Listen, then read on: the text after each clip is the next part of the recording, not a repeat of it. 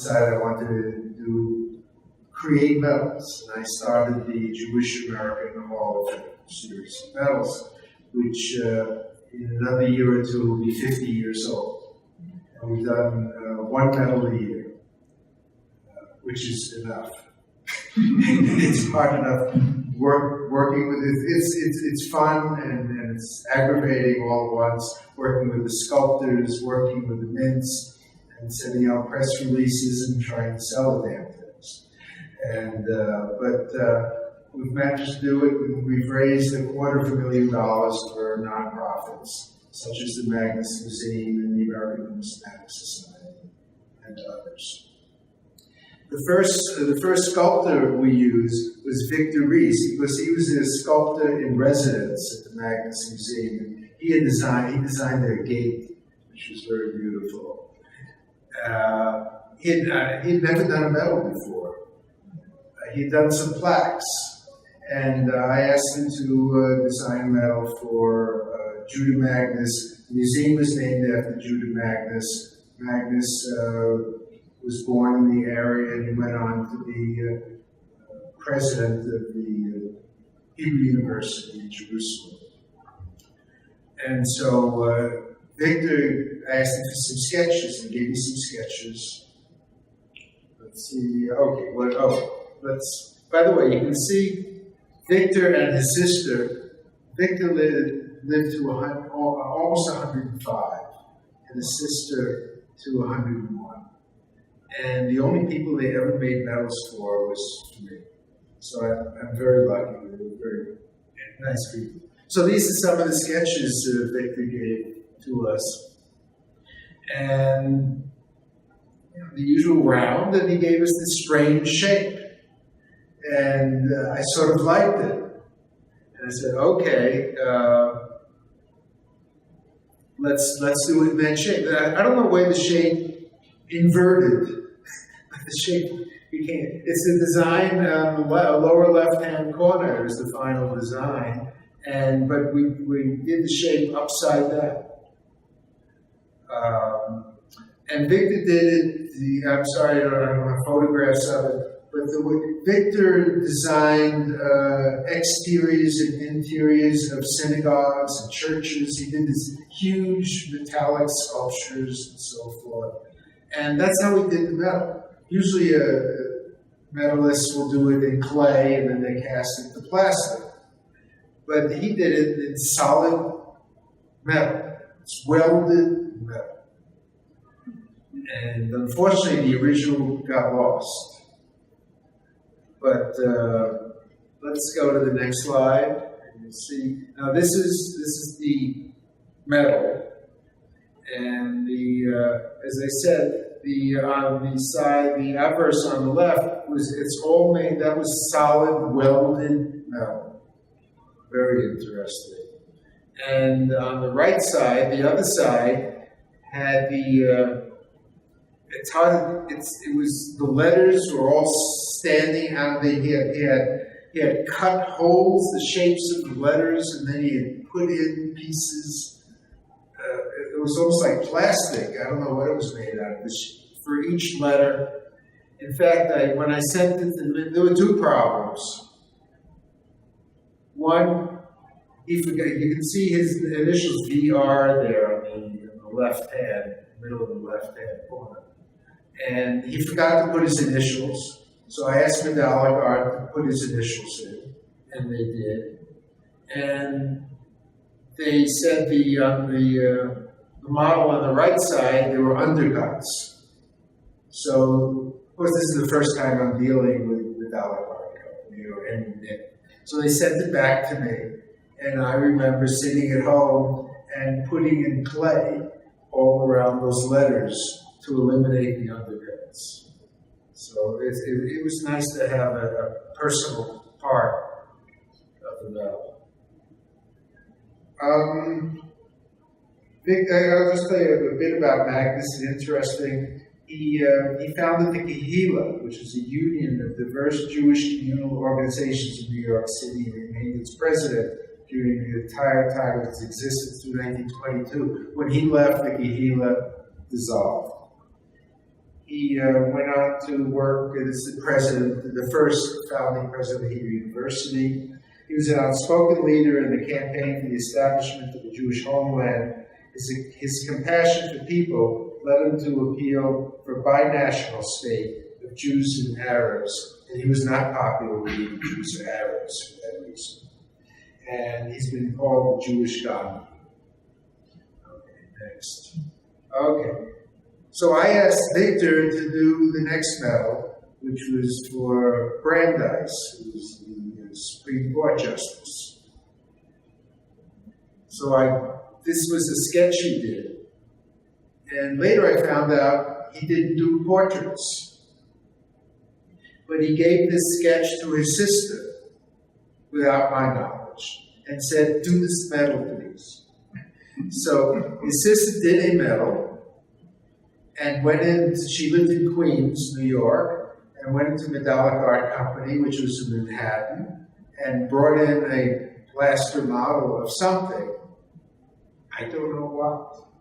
But they called me up, and they said, a relative of yours is here with a medal.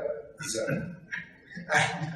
anyway, it was something that they couldn't produce. And I never saw it. And they explained to her, I guess, about undercuts and so forth. They gave her, a short lesson. And she went home, and she did it. So this is the sketch, I guess, that Victor did. And this is the beautiful classical medal. This is the first medal she ever did. And she was 70 years old at the time. What was her area of expertise then? She was an artist. Or a drawing artist? She was a sculptor. She did busts. She did artwork for children's books. In fact, just last week or two, I found a children's book that she had designed on eBay's wonderful. You find all these weird things. I even found a photograph of her when she was 25 years old on eBay. So you never know what you're doing. But she did a wonderful portrait of Brandeis, and did the reverse sort of based on the design by Victor. I'll just tell you a little about, and she did this was done in clay. In fact, I think I still have this clay. This is about 1971. Yeah, Brandeis was nominated in 1916 to the Supreme Court by President Woodrow Wilson. It aroused much consternation in some circles. Wall Street Journal called him a rabid, super extreme, anti-corporate agitator. Sounds like terms you hear today. But Brandeis had the support of the people. His nickname was the People's Lawyer. He crusaded on behalf of consumer protection and women's rights. Okay, next. And this is the next. Gerta was asked, and I lived in New York at the time, so I was able to visit with her. But she wrote letters to me. We had correspondence throughout all of her medal making. And I saved all those letters, and I contributed them to the Smithsonian accepted them, which is wonderful because the letters some of them had little sketches and so forth, and we were talking about designs, and it's very interesting. And they're all her letters are up in the Newman Numismatic Portal now. So here are her sketches for Gershom Mendy-Satius.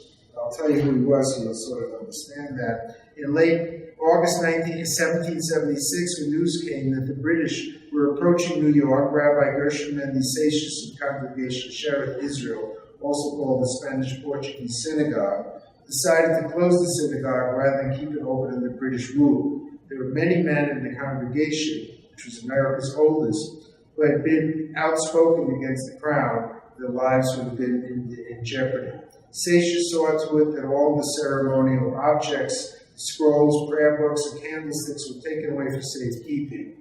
At the close of the Revolutionary War, Seixas returned all of these items to the congregation where they can still be seen. So here you can see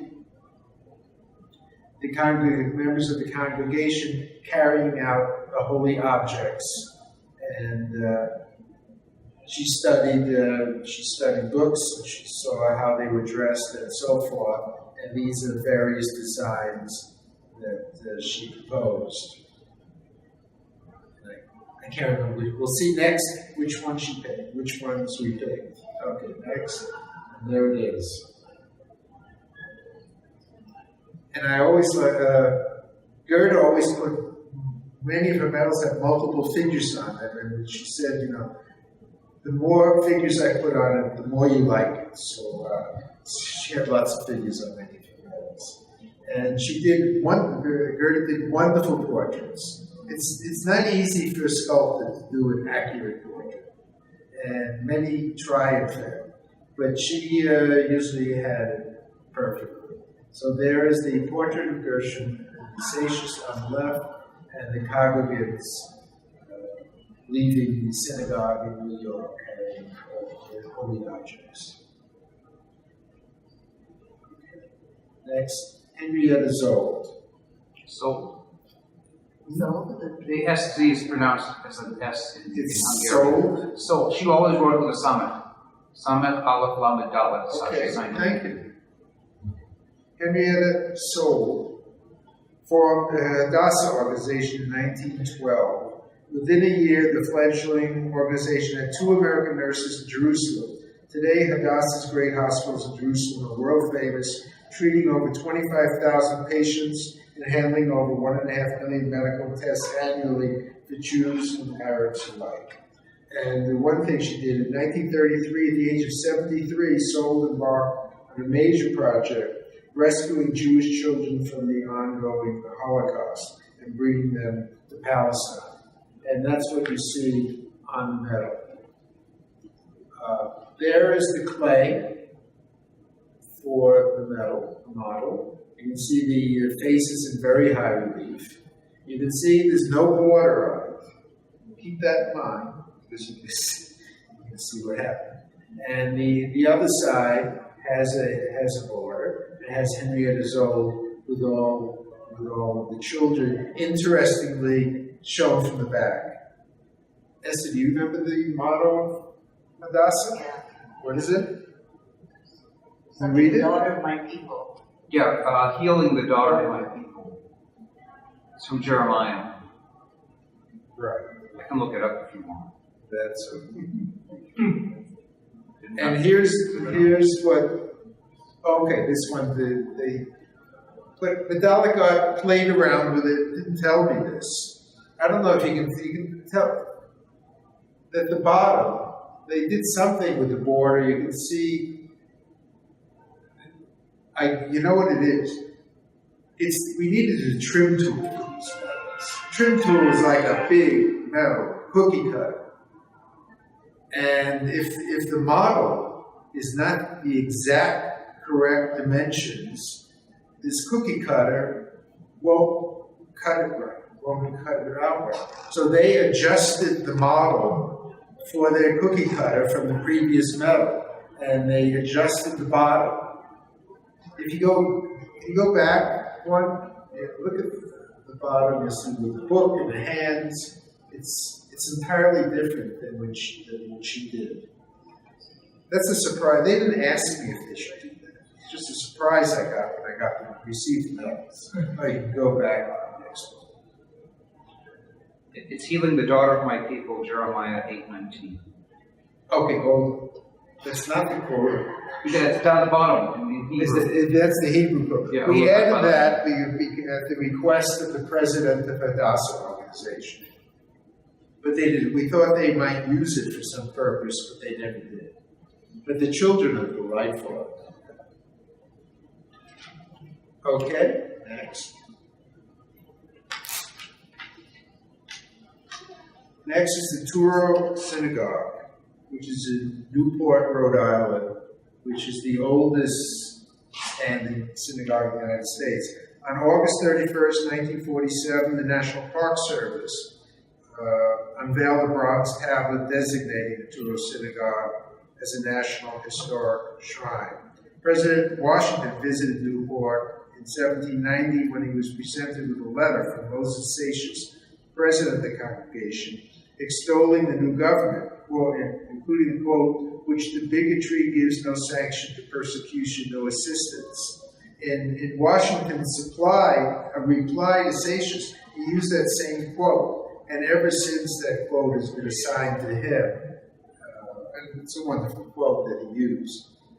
So here is the first drawing. The first thing Victor did actually was he tried to do the interior, and he said, too complicated. So he did the exterior, and as I said, when he did it, it's all made out of solid metal. And I have this hanging on my wall. It's magnificent. Next. Oh, here's the letter from George Washington that has that famous quote. And here's the medal. And Victor did something on the original model that he did to many. He made many pieces of art, sculpture. You can see the bottom there, it's hammered. It's hard to see. But all of that is made out of solid metal. Now the side on the right is also interesting. That's made from repoussé. Repoussé. It's a solid sheet of copper, hammered from the back and from the front. And there you can see these are Torah crowns, and around the swing around the Torah crowns, you can see the quote: "To bigotry, no sanction." If you have any questions as I'm going. Okay. Next, we asked Gerta to do Golda Meir. Golda Meir was born in Kiev, Russia, and her family emigrated to the United States, settling in Milwaukee in 1906. She then later settled in kibbutz in Palestine with her husband, Boris Meyerson, and she became involved in politics. David Ben-Gurion appointed Golda as minister to Moscow. In 1949, she became Minister of Labor. Then she became Foreign Minister. And she also became the spokesperson of the United Nations, where one of her quotes was, she pleaded for all those who call the Holy Land home to united fight poverty and disease and illiteracy. And you'll see that's the quote we used on the back. In 1969, Golda became the fourth Prime Minister of Israel.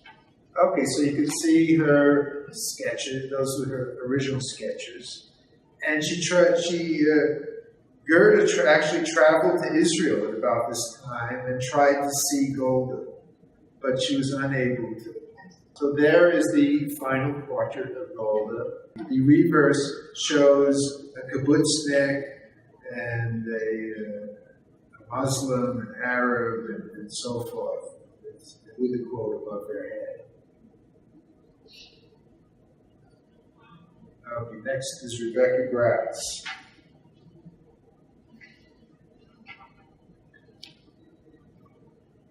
Rebecca Gratz achieved literary immortality when, after hearing of her charm, beauty, and goodness, so Walter Scott introduced a Jewish female character to the work that he was working on and named her Rebecca Ivanhoe. And a lot of women, and you always need a hook to sell medals, and I mentioned that, and a lot of people ordered the medal and said, "That's my favorite book." And you need all the help you can get in selling medals. She was the founder of the Hebrew Sunday School Society, and that was the first one in America. And this is the original drawing. And you can see the quote was changed. Want to go back? The original quote was, everyone the best she has, and she will compounded outsells them all. For some reason, we didn't use that. This is another quote. For virtue and religion dead, she named and newly being what she was. And it's just a lovely, the portrait was based on an oil painting of her. It's just a beautiful portrait. Sculptors have a lot of trouble doing women. I've gone through with them. So you can't do as many characteristics as men. So in one of her letters, that we were discussing Isaac Stern.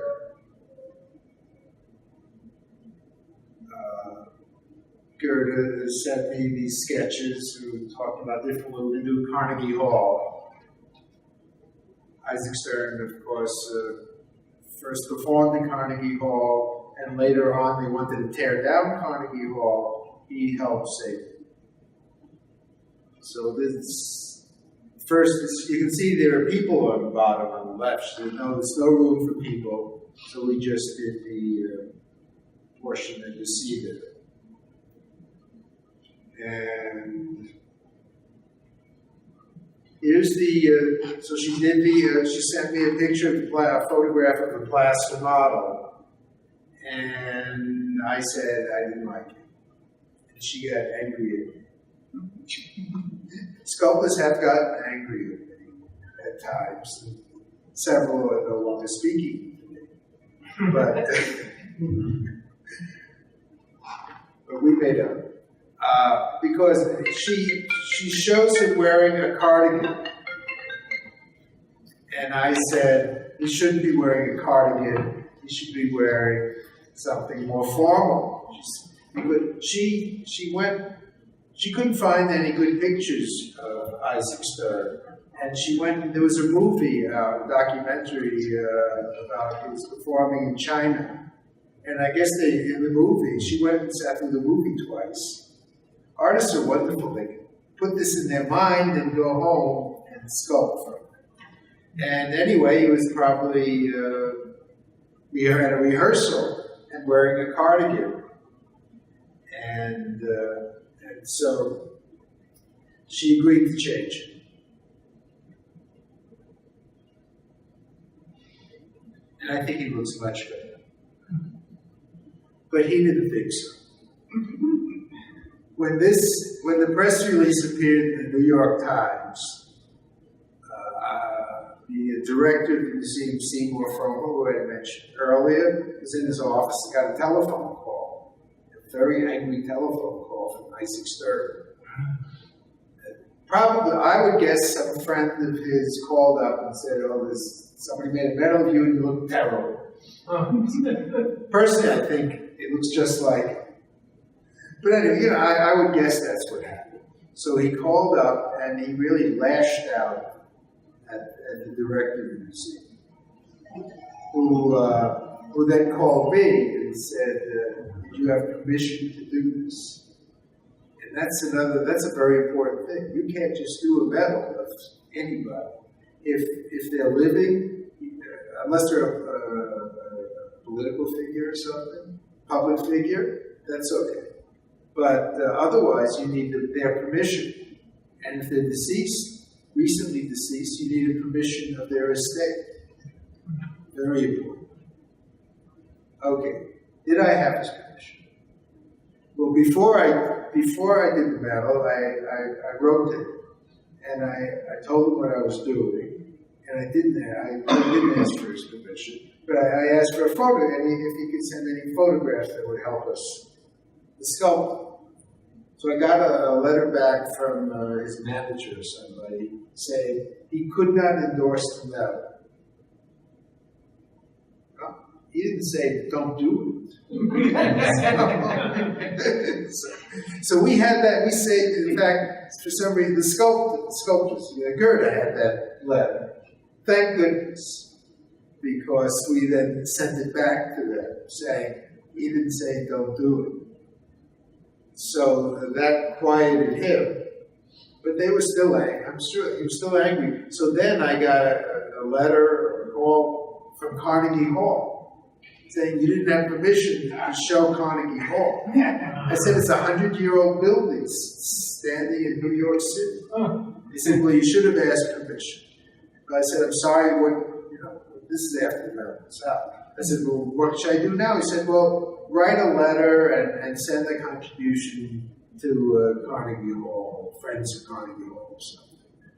So I sent a very modest amount, $500, and a letter, and they said, okay.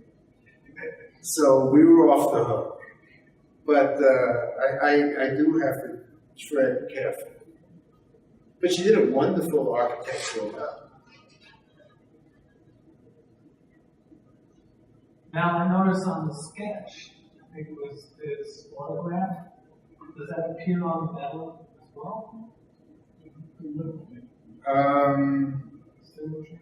Let's take a look.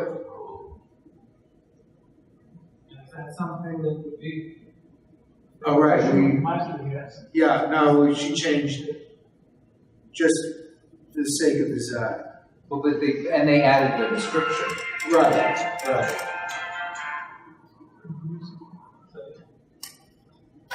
There's no issue then, even though he didn't endorse the medal.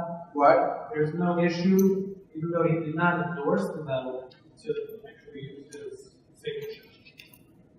We didn't use his signature. They took that off. Yeah. But it had nothing. It had nothing to do with endorsements or not. It just in the design process, it was taken off. She did some nice lettering around there. But he didn't say don't.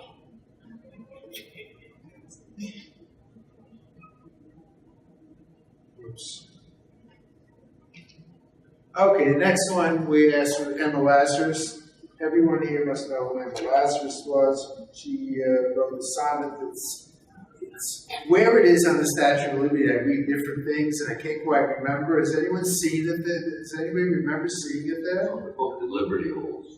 No. it isn't. That has a date on it. Right, and it's not on the pedestal. It's inside. It's inside on the inside of the pedestal. I understand, or the inside of the front of the entrance. Just to give you a little interesting history about it. In 1883, a pedestal art loan exhibition was held to raise funds for the Statue of Liberty's pedestal. Walt Whitman, Mark Twain, and others contributed original manuscripts, but the highest bid of $1,500 was received for a sonnet, the New Colossus, written just a few days earlier. The immortal words were penned by young Emma Lazarus. Give me a tie. It's just give me a tie at your poor, your humble message, you be free. It's just a portion of that sonnet. It was not until 1888 that the Statue of Liberty assumed her majestic place in New York Harbor. Emma Lazarus did not live to see that. She died at 38 years old. And a poem might have been, it was not attached to it, might have been forgotten, but for the efforts of Georgina Schuyler, who had the words inscribed on a tablet and affixed inside the Statue of Liberty in 1903. In 1945, the tablet was moved from the second-story landing to the statue's entrance, but I'm not even sure if that's correct. Okay, here again, the first sketch used her signature, and the reverse shows the immigrants, Jewish immigrants, coming in. You can see how the number of people are multiplying as I like in the metal, and there the Statue of Liberty is in the background.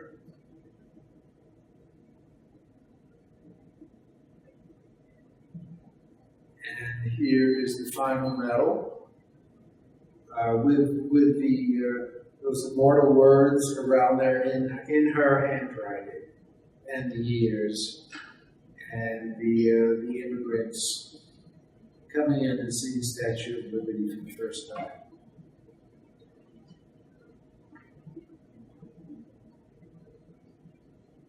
Next, Adolf Ox.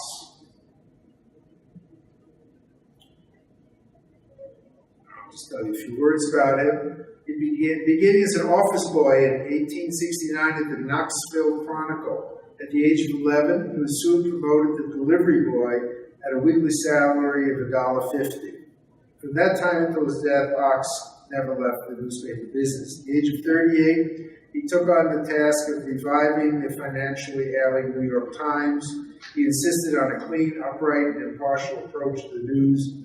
After only 3 years of his leadership, the Times showed a profit. He purchased a controlling interest in 1900 and had a circulation of 9,000. The New York Times, at the time of his death, sold almost 500,000 copies daily and nearly 750,000 copies each Sunday.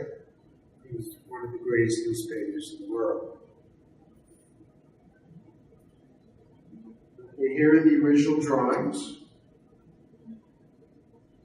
You'll see how it changed. There's his famous motto that he created, all the news that is fit to print. And he had the building at Times Square where they dropped the ball on New Year's Eve on the right. Somebody reading the newspaper, a newsstand, etc. And there's the portrait on the left.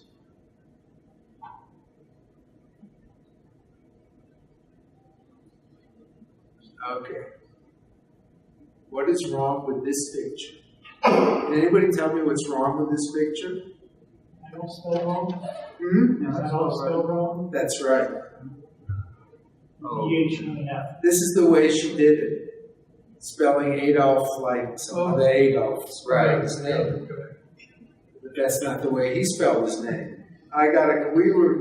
We were visiting New York at the time, and I got a call from Seymour Frober saying, I just discovered an error. I don't know what he was looking at. A photograph I had sent to him or something. He said, can you do anything about it? So I called up the Mint, and they hadn't been struck yet. And the Mint went in and changed the dot. Fortunately, there was room, because here it says Adolf with an F, and it has a middle initial S. So you were able to replace the F with the PH. It's one of my many close calls. Some caught some. And there it is, correct. You can see the New York Times building is gone. The New York Times liked this. They bought a few things.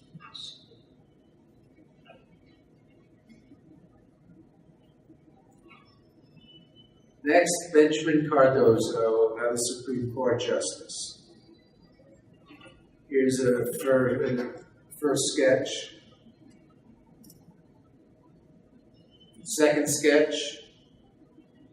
Even though she said she never wanted to do another building, she did it. And this is a very high relief portrait. Whoops. What's interesting is in the 1920s, Gerta had done this brochure for the diphtheria, the Schick test for diphtheria, and to promote kids taking the Schick test. So she had done this brochure at that time, and here she is doing the medal now for us. There's the portrait, whoops. There's the portrait, I understand. And the little girl there, and there's a quote from the Talmud, the world was kept alive by the breath of children. She said that little girl was somebody who was living in the building, she said.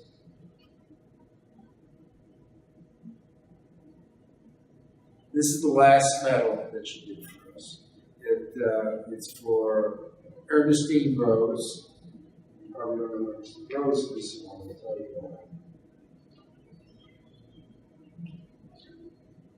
She was born in 1810, the daughter of the village's rabbi in a ghetto in Poland. She rejected an arranged marriage at 16 left her home within a year, traveling first to Germany, then to Holland, and finally settling in England. Imagine a young girl. Then she began a career as a public speaker on behalf of social reform that led to her nickname, Queen of the Platforms. She married William Rose in 1836 and they immigrated to New York. In New York, she spoke against slavery, and she led a successful campaign for the passage of the Married Women's Property Bill in 1848 that allowed a woman to control her own assets after she was married. When Susan B. Anthony listed the main causes that led to the formation of the women's rights movement in America, the educational work of Ernestine Rose was given prominence. And here's the Gerta was almost 90 years old when she did this.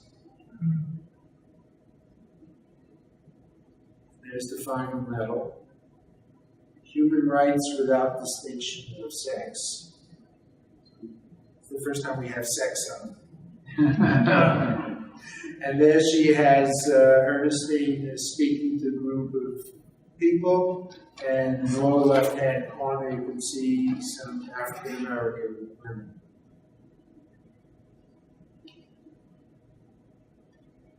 Thank you very much. Question about. Yes. Talk about these originals being welded out of solid metal. Yes. Were they oversized and reduced? Oh, yeah, the originals are about 8-9 inches. And then they're reduced on a Janvier type machine.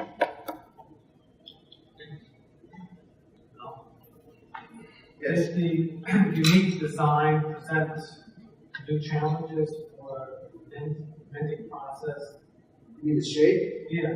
Well, the shape was always a challenge.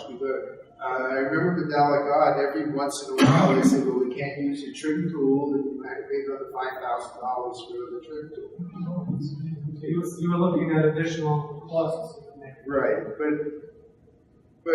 we've been going for 50 years, and I think nobody else can make that statement. That one of the reasons is, I think, the unique shape. And what was, if you don't mind, what was the process of selecting, determining who? Well, I was doing it in these years in consultation with Seymour Fromer, the director of the museum. More recently, we have a distinguished board of Jewish historians who select the winner, the inductee to the Jewish American Hall of Fame. A few months ago, we were in Boston, and we presented a medal to Dr. Jeffrey Hoffman, a Jewish astronaut. That was very exciting. Later in life, Gerta, Wiener's son, said, "Thank you for keeping her busy all those years." But she was wonderful. Now, how are these medals sold? Through press releases. No, I mean, if somebody wanted to buy one, wasn't a medal collector, where did they go? Yeah, well, you can go to our website, aidmuseum.org/JAHF, go to the shop. And interesting, the way they were originally sold is through press releases, because you can't do ads. It doesn't pay.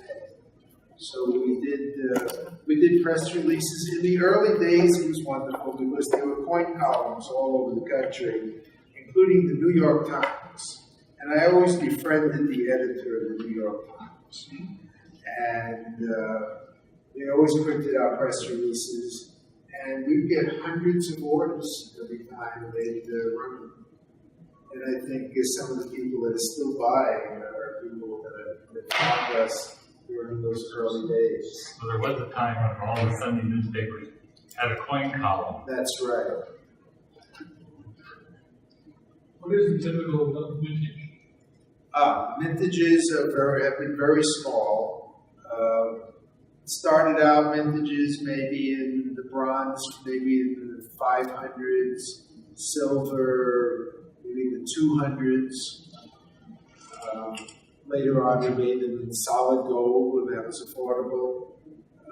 Now the vintages are tiny. Now the vintages are around 120 bronze, 60 silver, and 30 gold-plated silver. So they're really rare, and they do well, and they have survived and done well. They continue. They're available on eBay, various metals. Not all of them. But every year I'm doing it, and we'll do it at least through 2019, which will be our 50th anniversary. And I keep saying I'm going to quit, but it's hard to quit.